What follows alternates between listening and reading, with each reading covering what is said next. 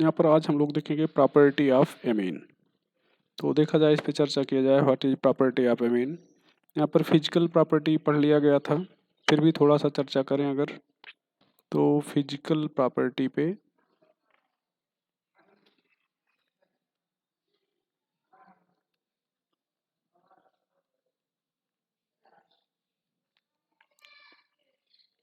यहाँ पर सॉल्युबिलिटी अगर देखा जाए,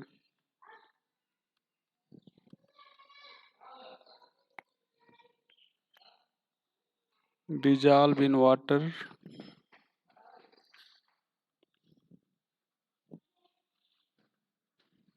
due to hydrogen bonding. Order of solubility: primary amine, secondary amine, tertiary amine.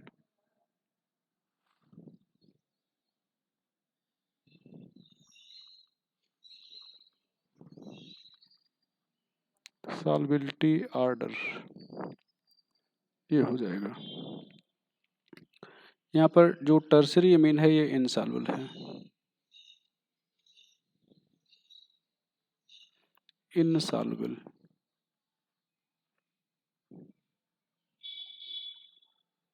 As unable to form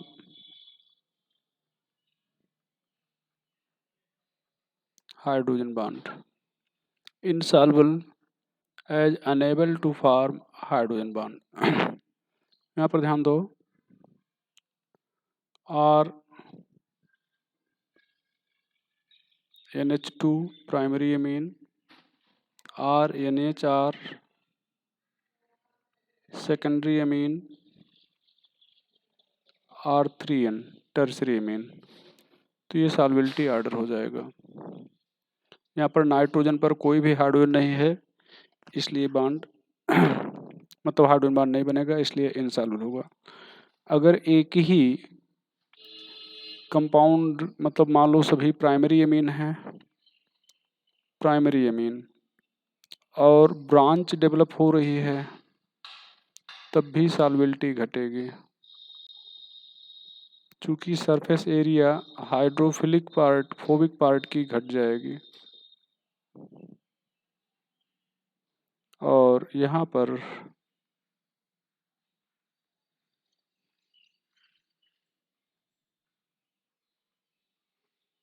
ये, तो ये पहला अगर हो जाए, ये दूसरा हो जाए, ये तीसरा हो जाए, तो तीसरे की सॉल्युबिलिटी ज़्यादा होगी, चूंकि सरफेस एरिया कम है हाइड्रोफोबिक पार्ट का। दूसरे की सब होगी ज़्यादा पहले से, तो पहला सबसे कम डिजॉल्व होगा और तीसरा सबसे ज़्यादा डिजॉल्व होगा। मेल्टिंग पॉइंट में भी यही ऑर्डर होगा, मेल्टिंग बॉइलिंग पॉइंट। अच्छा, सॉल्युबिलिटी में एक और चीज़ कह दें, ये एल्कोहल की सॉल्युबिलिटी एमीन से ज़्यादा होगी। यहाँ पर पढ़ाए भी थे, जनरल प्रॉपर्टी ये पढ़ाया गया था, तो वहाँ पर पढ़ाया गया था। और एल्कोहल से ज़्यादा होगी कार्बोक्सिलिक एसिड की। पूछा जाए क्यों, तो एक्सटेंट ऑफ हाइड्रोजन बॉन्डिंग बताएंगे, ये चीज़ हो जाएगा। यहाँ पर अगर हम लोग मेल्टिंग पॉइंट और बॉइलिंग पॉइंट की बात करें, एंड बॉइलिंग पॉइंट, मेल्टिंग और बॉइलिंग पॉइंट पे चर्चा करें, तो यहाँ पर भैया प्राइमरी या sorry high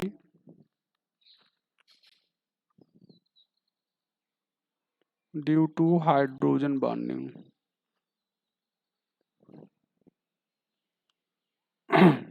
but high due to hydrogen bonding. यहाँ पर ऑर्डर प्राइमरी, सेकेंडरी, टर्सरी का हो जाएगा। यहाँ पर क्यों, चूंकि प्राइमरी में हाइड्रोजन बॉन्ड की संभावना सबसे ज़्यादा है और टर्सरी में हाइड्रोजन बॉन्ड की संभावना सबसे कम है, ये हो जाएगा।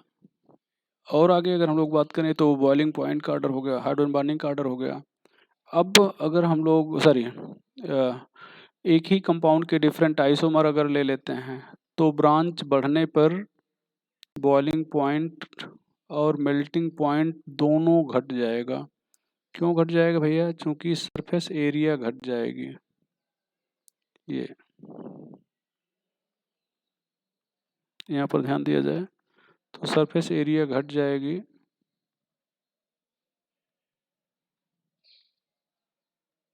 जिसके कारण मेल्टिंग और बॉइलिंग पॉइंट दोनों घट जाएगा।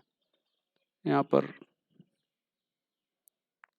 सरफेस एरिया डिक्रीजेज, सो boiling point decreases, melting point decreases. तो सरफेस एरिया डिक्रीज करने से बॉइलिंग पॉइंट घट जाएगा, मेल्टिंग पॉइंट घट जाएगा। केमिकल रिएक्शन,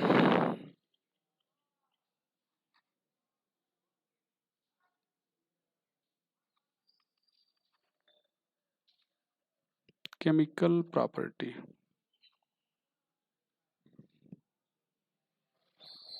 ये पहला basic nature,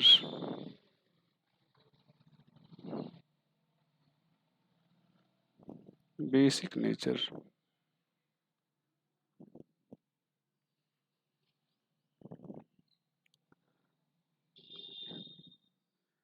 Yamin is Lewis base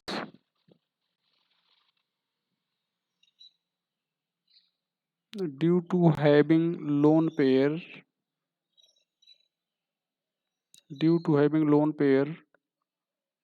on nitrogen. Lewis base due to having lone pair on nitrogen. Its aqueous solution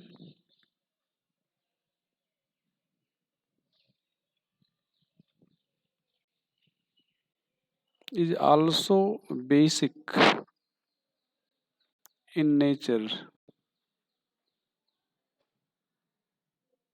as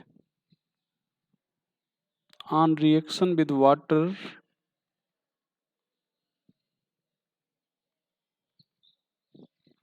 it generate OH minus ion. Its basic strength can be explained as follow. Its basic strength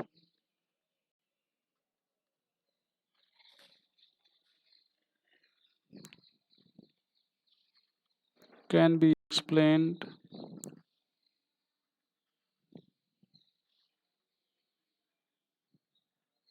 as follow.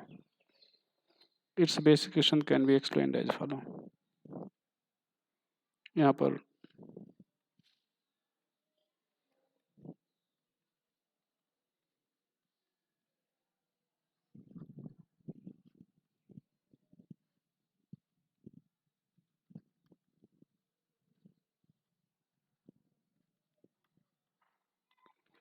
Law of mass action apply करेंगे तो ये केवी हो जाएगा। यहाँ पर RNH3 plus ये OH minus हो जाएगा, और यहाँ पर H2 और H2O लिख सकते हो। H2O लिखने से कोई बहुत मतलब नहीं है। अब यहाँ पर ध्यान दें, केवी डिसोसिएशन कांस्टेंट बोल देंगे,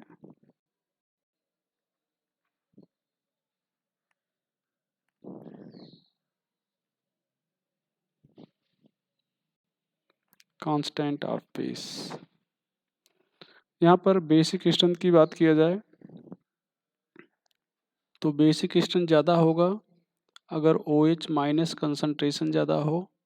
OH माइनस कंसनट्रेशन ज़्यादा होगा तो केवी भी ज़्यादा होगा, केवी ज़्यादा होगा तो पीकेवी कम होगा, पीकेवी कम होगा तो पीकेए ज़्यादा होगा। सब पढ़ाया गया पिछले लेक्चर पे भी और जनरल ऑर्गेनिक केमिस्ट्री में भी पढ़ाया गया था।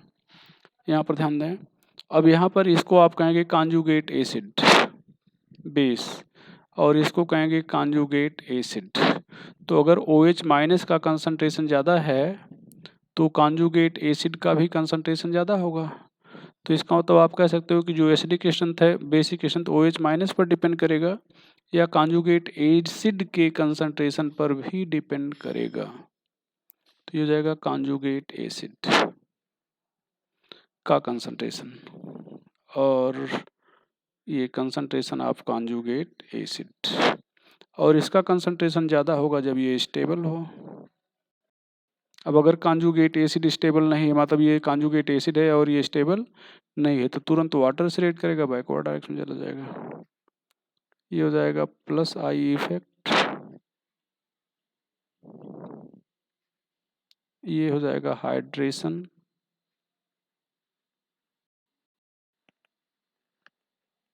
और एक और हो जाएगा इनवर्सली प्रोपोर्शनल हो जाएगा माइनस आई इफेक्ट के,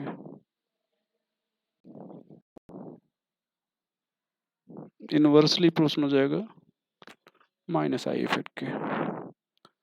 यहाँ पर ध्यान दिया जाए तो 10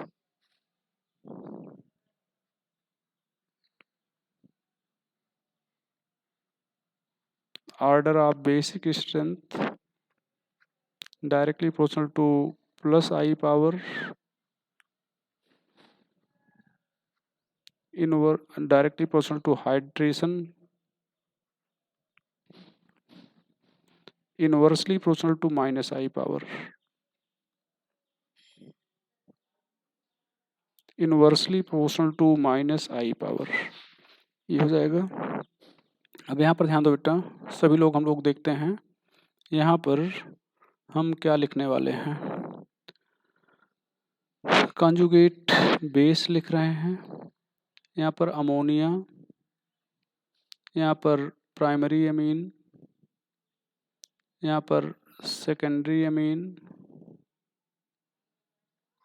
टर्शियरी अमीन, कॉन्जुगेट एसिड, यहाँ पर H प्लस जोड़ देंगे तो ये हो जाएगा NH4 प्लस, यहाँ पर R NH3 plus R2 NH2 plus R3 NH plus, यहाँ पर प्लस आई इफेक्ट इंक्रीज कर रहा है, so stability increases, but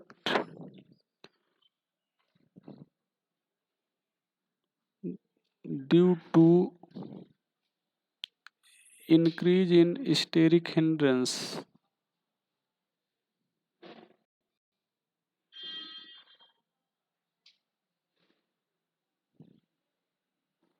increase in steric hindrance, hydration decreases,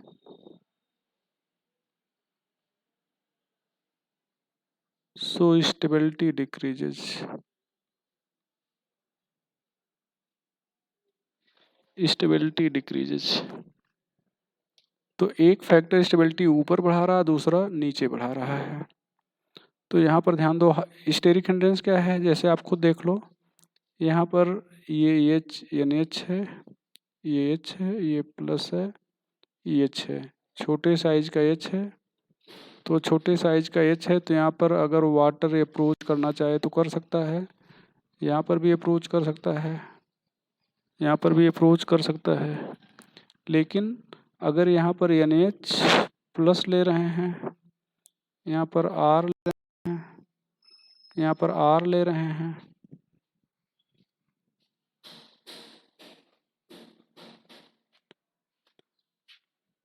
ये वाटर है, तो यहाँ से तो पहुँच सकता है, यहाँ से नहीं पहुँच पाएगा, यहाँ से भी नहीं पहुँच पाएगा। तो यहाँ पर हिंड्रेंस ज़्यादा है।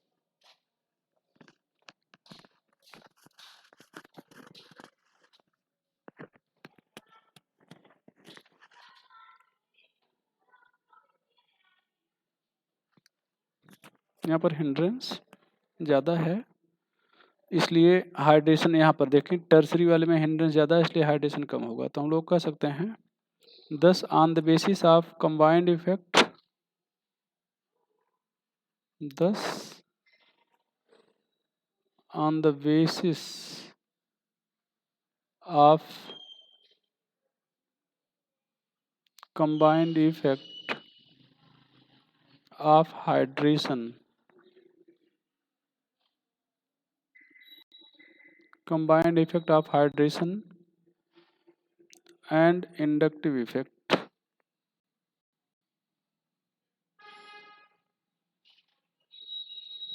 Conjugate acid of secondary amine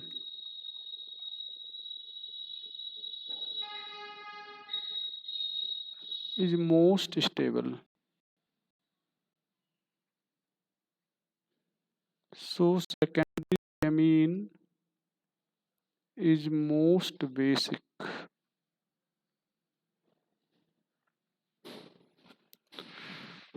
Order of basic strength.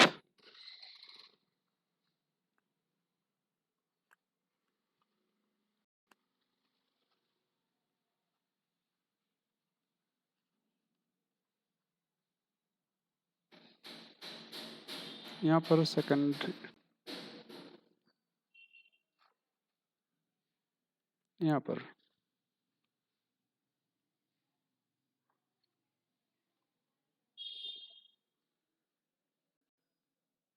CH3 whole twice NH CH3 NH2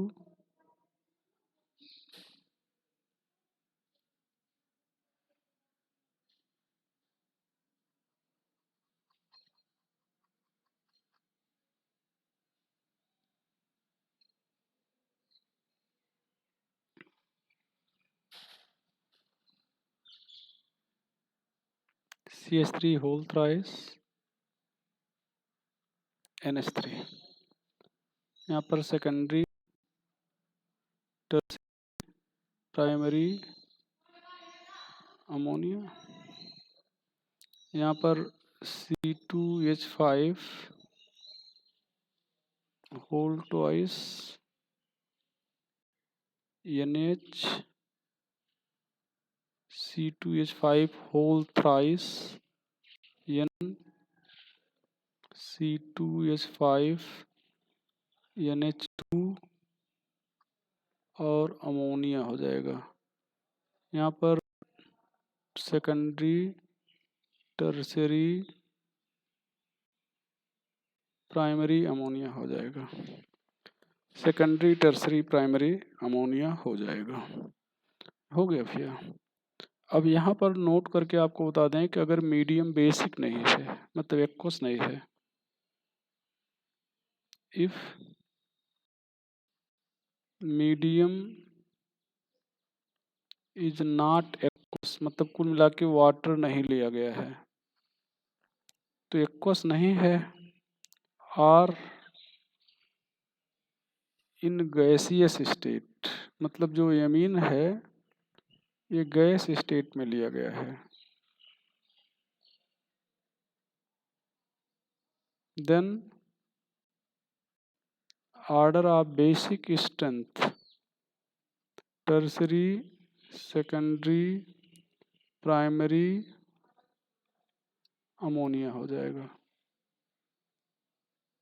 चूंकि हाइड्रेशन होगा नहीं, केवल प्लस आई इफेक्ट होगा, और प्लस आई इफेक्ट सबसे ज़्यादा अमोनिया में है, तो ये चीज़ हो जाएगा। ये बेसिक स्ट्रेंथ का ऑर्डर हो गया भैया। इस चीज़ को आप लोग जानते रहेगा। अगर एनिलीन, यहाँ पर ध्यान दो, एनिलीन की बात किया जाए, ये यहाँ पर अमोनिया और एनिलीन, यहाँ पर ये प्लस आई इंक्रीजेज बेसिक स्ट्रेंथ, रिजोनेंस यहाँ पर पाया जाएगा डिक्रीजेज बेसिक स्ट्रेंथ, रिजोनेंस पाया जाएगा जो बेसिक स्ट्रेंथ क्या करेगा, डिक्रीज कर देगा, तो ऑर्डर ये हो जाएगा। बाकी और पढ़ा गया है। तो यहाँ पर आगे reaction with water,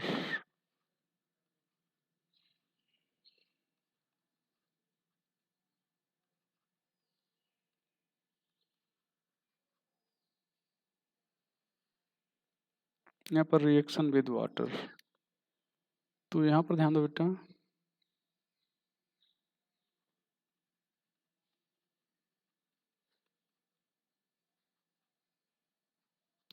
RNH3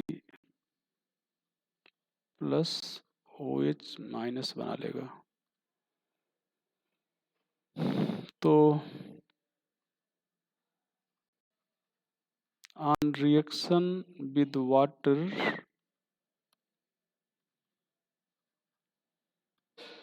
amine form alkyl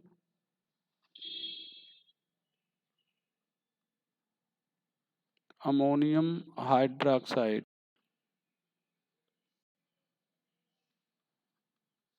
which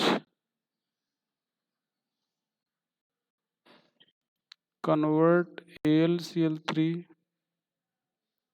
FeCl3 or CrCl3 into precipitate, into precipitate।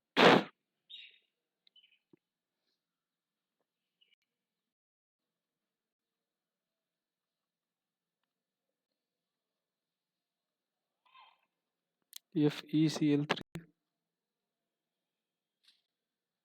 तो यहाँ पर हो जाएगा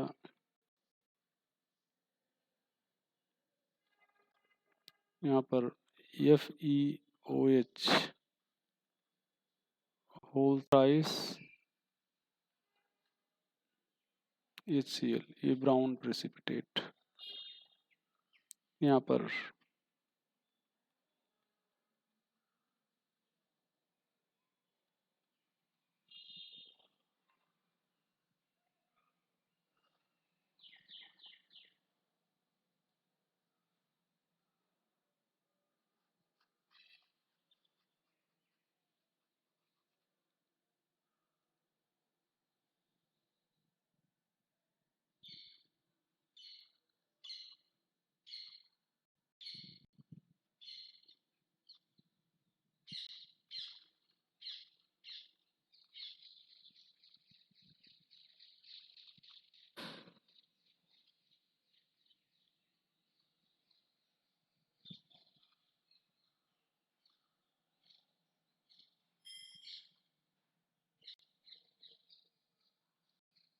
ये हो जाएगा भैया।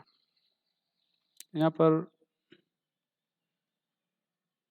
एल्किल अमोनियम हाइड्रोक्साइड CrCl3 ले लिए, और ध्यान रखिए तीनों रिएक्शन एक जैसा हो रहा है।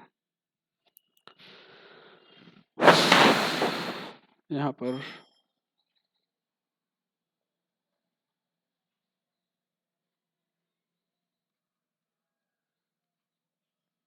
कलर इसका ग्रीन होगा, एल्युमिनियम हाइड्रोक्साइड का कलर वाइट होगा। यहाँ पर reaction with salt,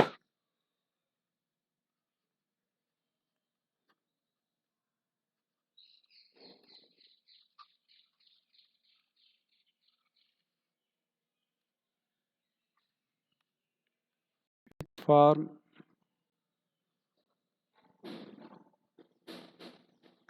complex with AuCl3 and PtCl4। यहाँ पर ध्यान दें,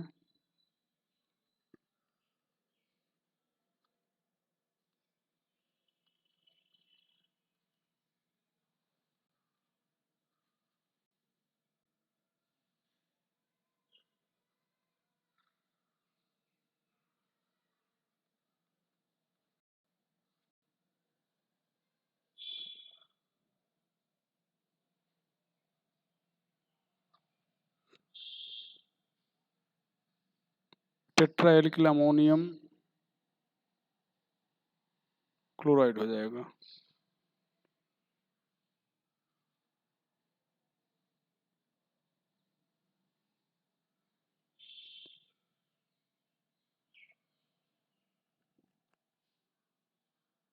ये हो जाएगा।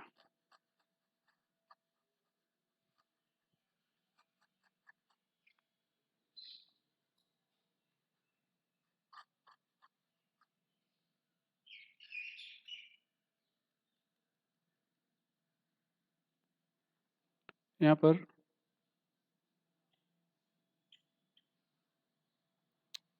एल्काइलेशन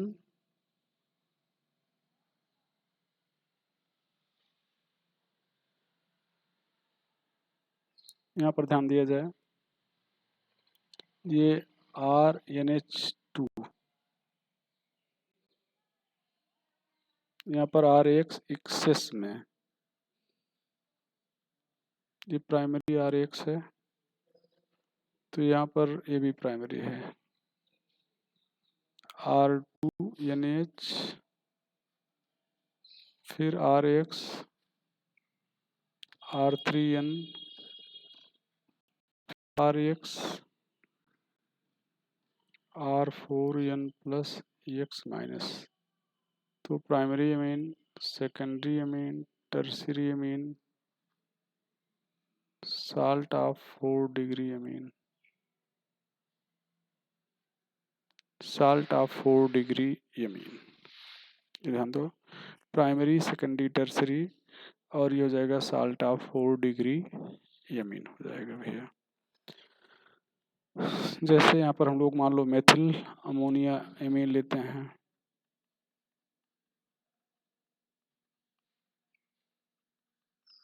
ये एक्सेस में,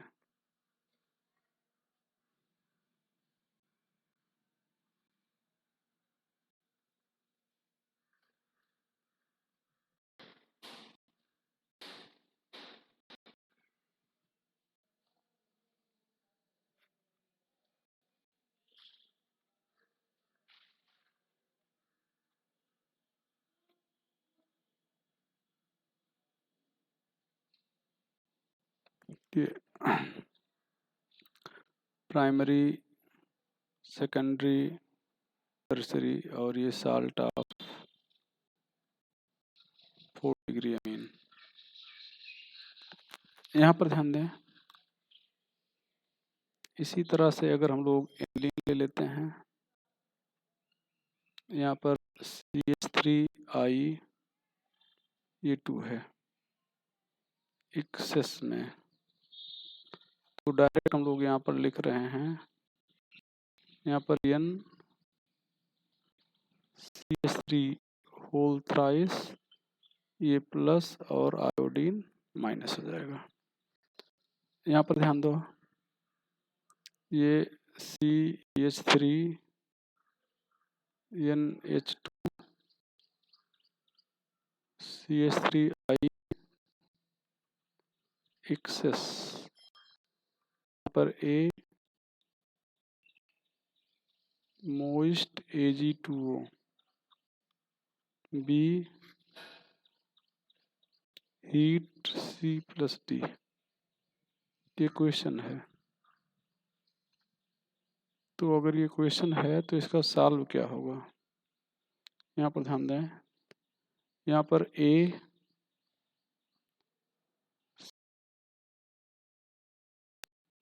N प्लस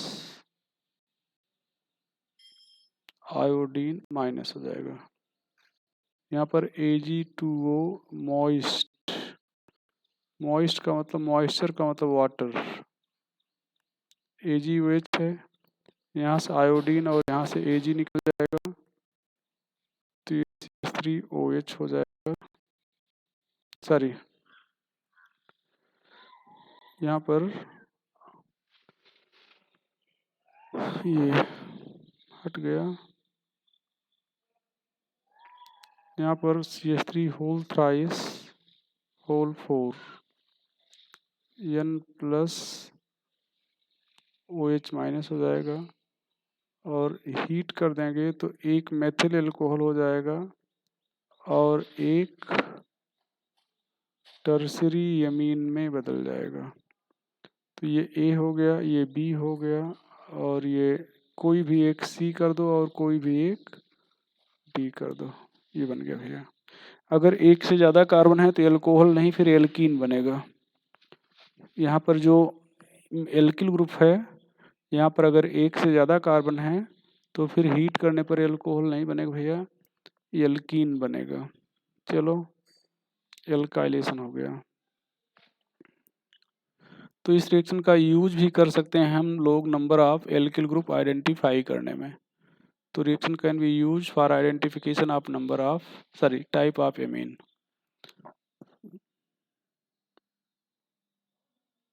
आगे पढ़ाएंगे। एल्काइलेशन हो गया, एसिटाइलेशन पढ़ाया गया है।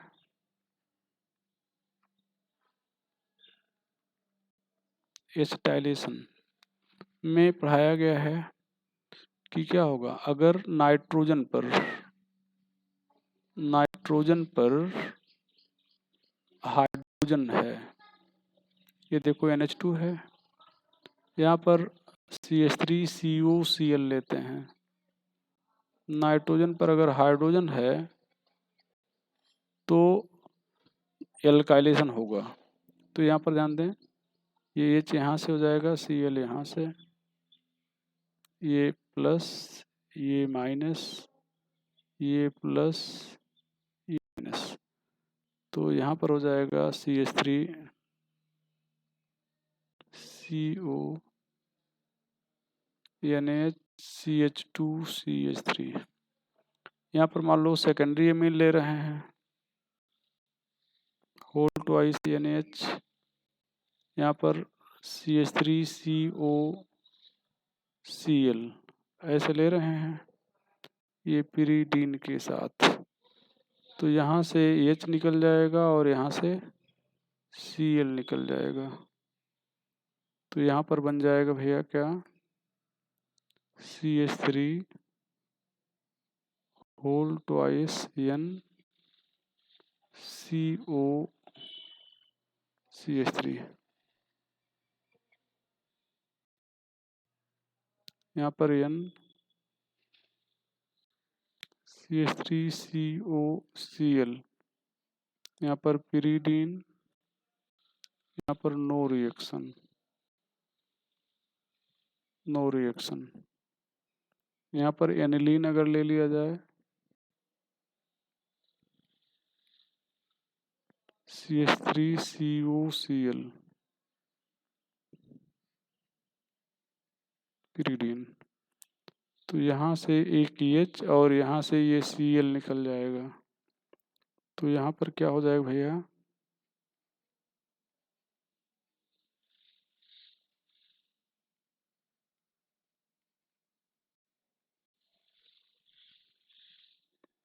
इसको स्टेनलाइड कहेंगे।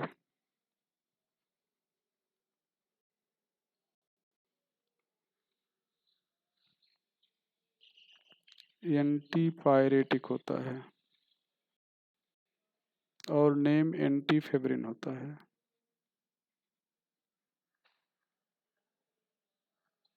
एंटीफेब्रिन ट्रेड नेम है। अगर एसिटाइलेशन करते हैं तो सेम यही चीज,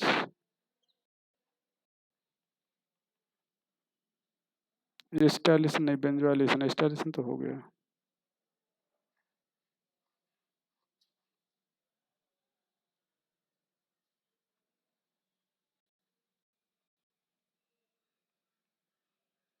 बेंजोइलेशन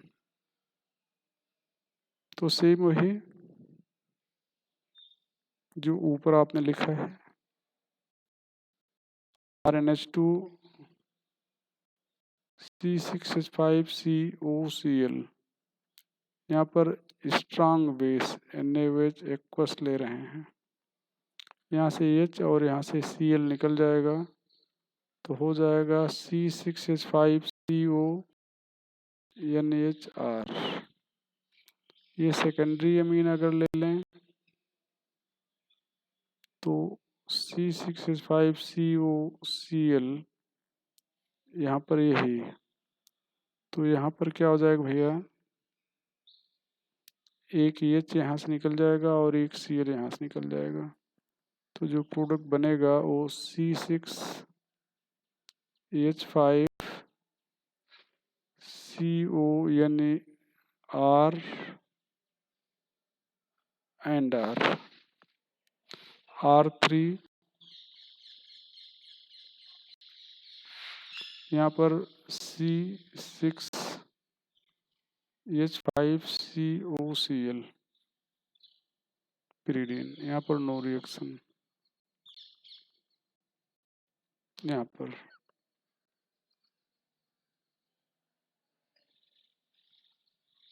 NH2,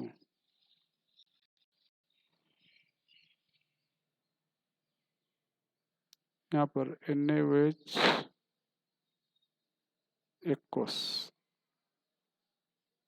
तो यहाँ से Cl निकल जाएगा और यहाँ से H निकल जाएगा।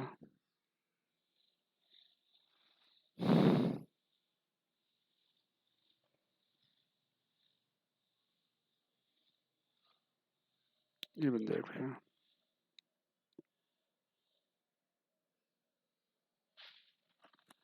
Reaction with HNO2,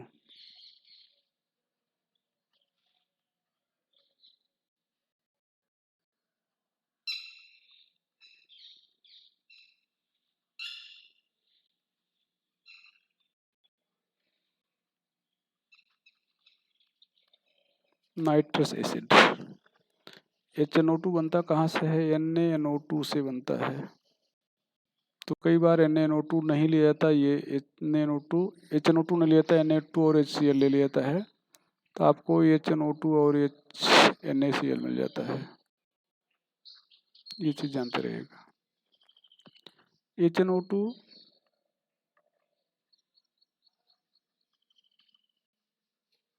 converts NH2 into OH with formation of carbocation as reaction intermediate, with formation of carbocation as reaction intermediate। चलो भैया, by product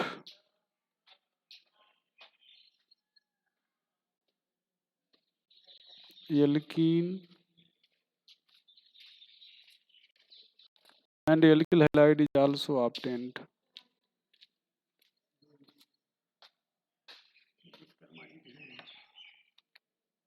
Alkyl halide is also obtained।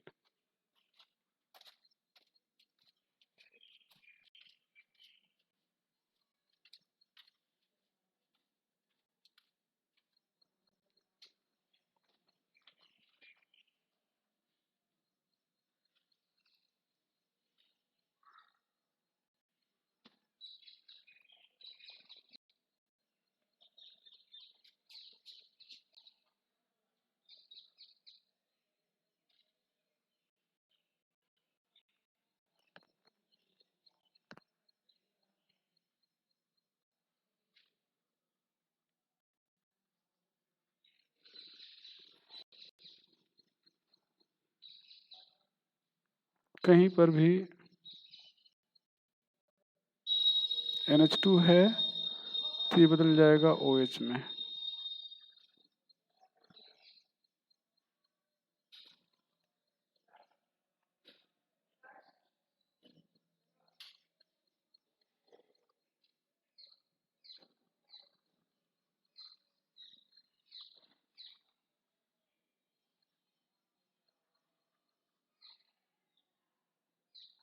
ये यूरिया देख लो,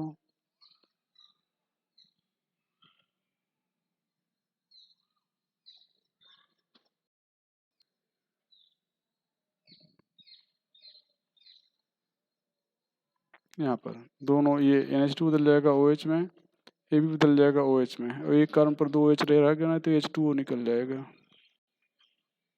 2 अमोनिया गैस बन जाएगी, nitrogen gas, not ammonia. कई बार पूछ सकते हैं कौन सी गैस बनती है, जानते रहोगे अमोनिया गैस।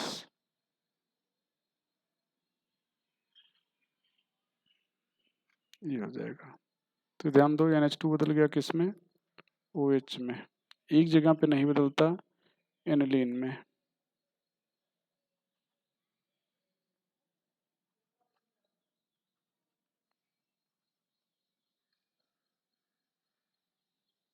यहाँ पर ध्यान दो,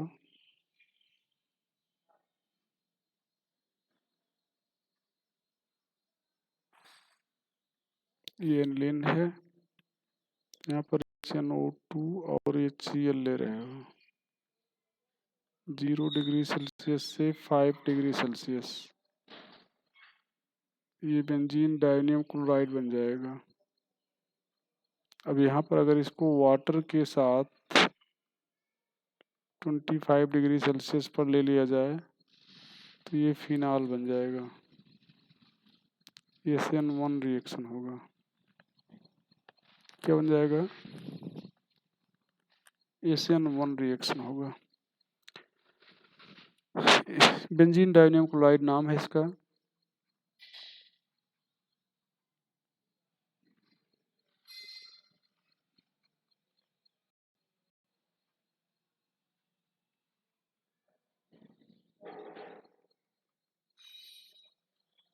stable due to resonance,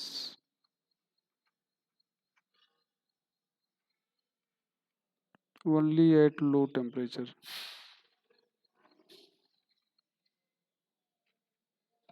Its formation is known as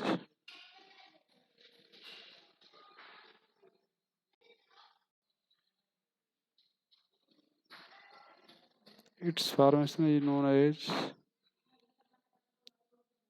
sorry हाँ diazotization.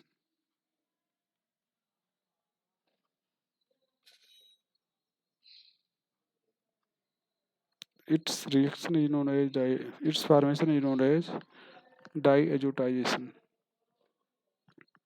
यहाँ पर ध्यान दो भैया, सेकेंडरी अमीन अगर देखा जाए, प्राइमरी अमीन तो रिएक्ट कर गया, secondary amine CH3 whole twice NH HONO,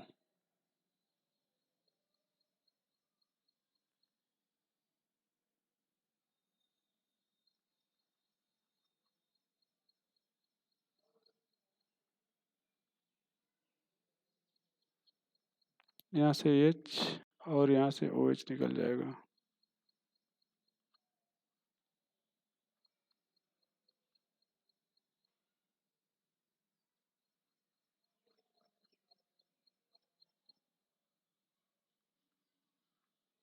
इसको कहेंगे एजो सॉरी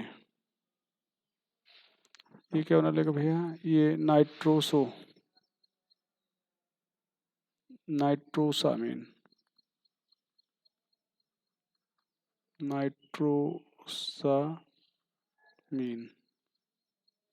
ये येलो ऑयली लिक्विड होता है,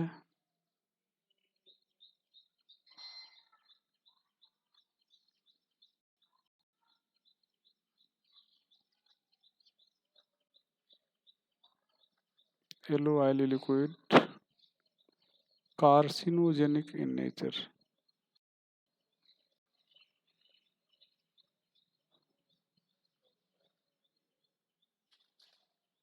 कार्सिनोजेनिक इन नेचर। यहाँ पर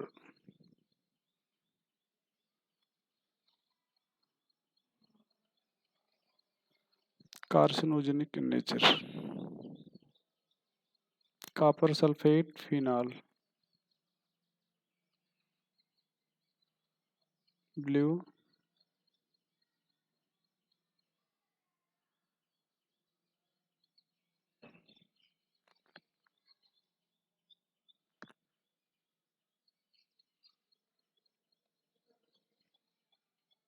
NaOH, green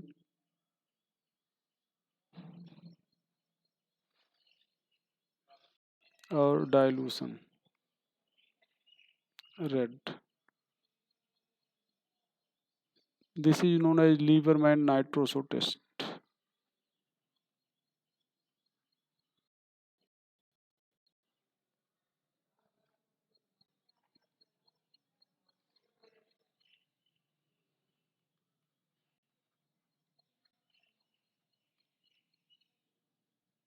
represented by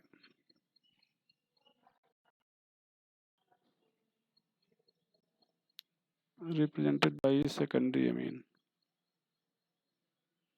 only। तो आपसे पूछा जाता है सेकेंडरी अमीन मतलब लीबरमैन नाइट्रोसो टेस्ट कौन रिप्रेजेंट करेगा, तो सेकेंडरी अमीन रिप्रेजेंट करेगा। और कलर पूछा जा सकता है, कलर का क्रम, तो कलर का क्रम आप याद रखिएगा भैया,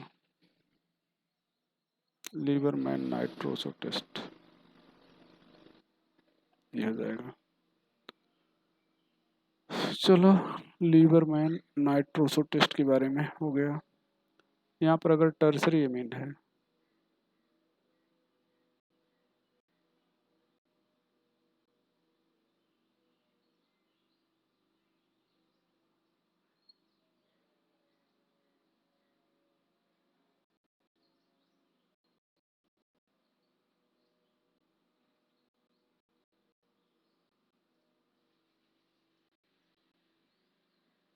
ये साल्ट बना देगा।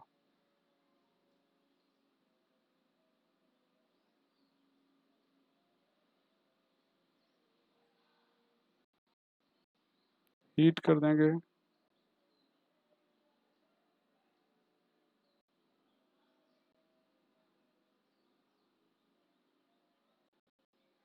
ये हो जाएगा। एनिलीन बता ही दिया गया।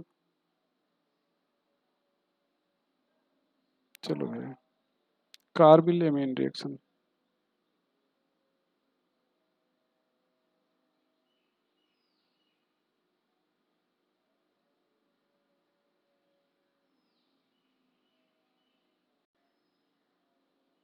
Carbyl amine reaction,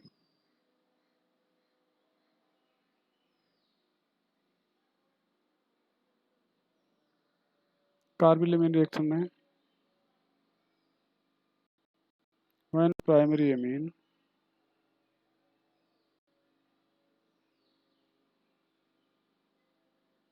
or aniline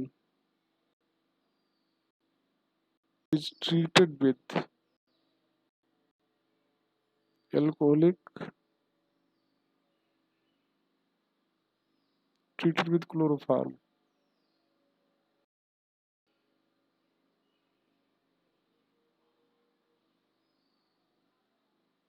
in presence of alcoholic KOH, isocyanide is obtained,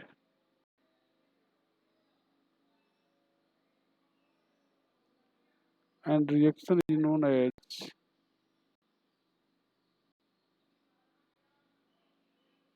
carbyl amine reaction.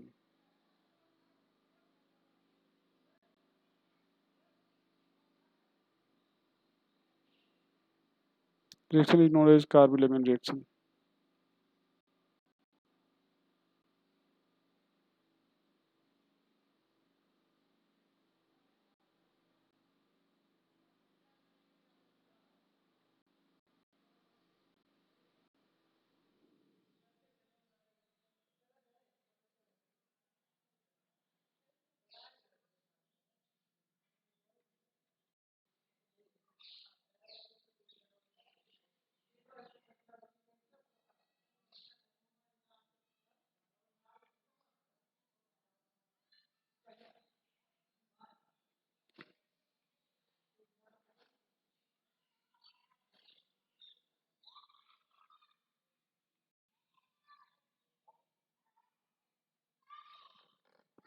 इसको कहेंगे phenyl isocyanide.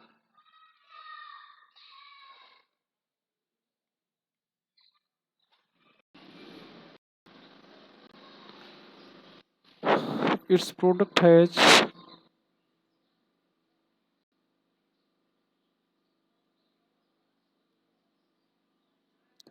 offensive odor,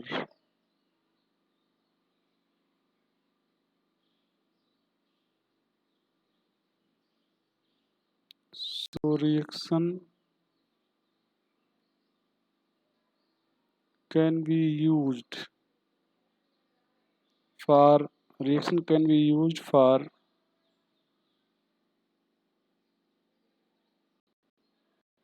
identification of type of amine from mixture. Identification of primary amine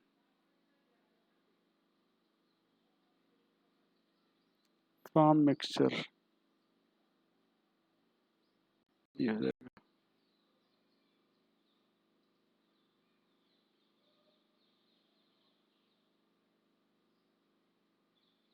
तो यहाँ तक हो गया भैया। आज की बात यहीं पे ख़त्म कर रहे हैं, आगे फिर नेक्स्ट है।